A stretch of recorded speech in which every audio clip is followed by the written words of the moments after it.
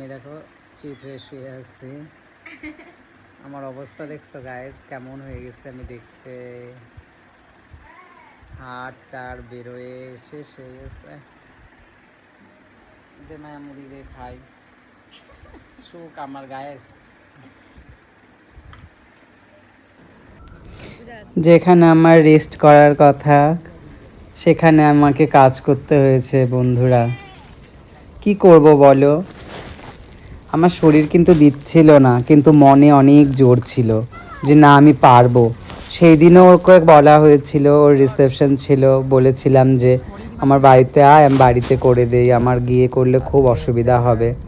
কিন্তু ওদের নাকি মানে কোনো নিয়ম আছে যে বের হওয়া যাবে না, রিসেপশনের দিনও বের হওয়া যাবে না। তাই ওর মানে দীপ্তি আর কি, যে দাদা মানে ওর বাবা আমাকে বলতে গেলে এক প্রকার সাহায্য করে বলে যে ভাই তুই হচ্ছে গিয়ে একটু করে দে কষ্ট করে। আর আমি না কোনো দিনও কারোর কথা ফেলতে পারি না, সে আমার যত কষ্টই হোক না কেন। তখন আমি বললাম আচ্ছা দাদা ঠিক আছে, আমি গিয়েই সাজিয়ে দেবো। তো এটা ছিল আমার 21 তারিখে দীপ্তির বিয়ে হয়েছিল, 22 তারিখে ছিল রিসেপশন, সেই রিসেপশনের কাজ। আর আমার হচ্ছে অপারেশন হওয়ার ছুটি হয়েছিল হচ্ছে আমার 17 তারিখ রাতে। তার মানে 18 তারিখ থেকে আর কি আমার ড্রেন পাইপ নিয়ে আমি বাড়িতে ছিলাম দুদিন। ওই ড্রেন পাইপ খোলার পরই মানে এই কাজগুলো আমি করি আর কি।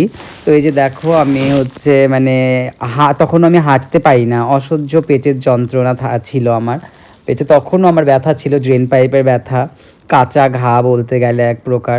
তার মধ্যে আমি ফার্স্ট ব্লগেও আমি বলেছি যে আমার সুগার ছিল, সুগারটা হাই, আমি ইনসুলিন নেওয়ার পরেও কমছিল না। মানে খুব খারাপ সিচুয়েশনের মধ্যে দিয়ে গিয়েছি আমি, যেটা আর কি মানে আমি ভাষায় প্রকাশ করতে পারবো না। এই সময়টাতে আমি অনেক লোক চিনেছি, অনেক আপন মানুষদেরকে চিনেছি, জেনেছি যে মানে মানে আমাকে ঠাকুর অনেক কঠিন বানিয়ে ফেলেছে বলতে গেলে এক প্রকার। যে এতটা সফট, এতটা মানে এতটা তুই যদি এরকম থাকিস তাহলে তুই দুনিয়ায় চলতে তোর অনেক কষ্ট হবে। তো যাই হোক মানে আমি না অনেক কিছু শিখেছি এই কয়েকদিনে, যে বিপদের সময় সত্যি না পাশে কেউকে পাওয়া যায় না। যারা তোমার একান্ত আপন, যারা তোমাকে সত্যি মন থেকে ভীষণ ভালোবাসে, তাদেরকেই তুমি একমাত্র কাছে পাবে। আর তাছাড়া তুমি তোমার নিজের ফ্যামিলির মধ্যেও কিছু কিছু মানে মানুষকে দেখবে যে একটা ফোন করেও তোমার খোঁজ নেবে না, দেখা তো দূরের কথা।